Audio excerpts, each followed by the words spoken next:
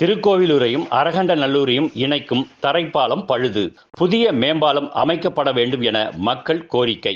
கடந்த 2022ஆம் ஆண்டு தென்பெண்ணை ஆற்றில் ஏற்பட்ட வெள்ளப்பெருக்கின் காரணமாக தரைப்பாலத்தில் சில பகுதிகளில் உடைப்பு ஏற்பட்டது.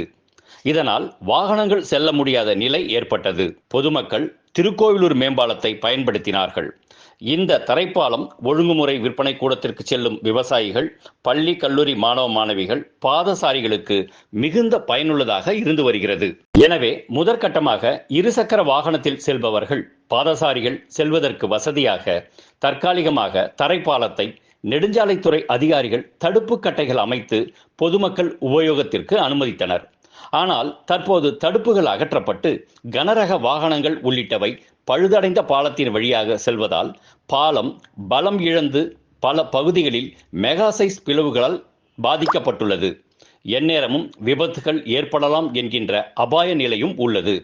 எனவே விபத்துகள் ஏற்படும் முன் திருக்கோவிலூர் அரகண்டநல்லூரை இணைப்பதற்கு புதிய மேம்பாலம் அமைக்கும் பணிகளை அதிகாரிகள் மேற்கொள்ள வேண்டும் என அப்பகுதி மக்கள் கோரிக்கை விடுத்துள்ளனர்.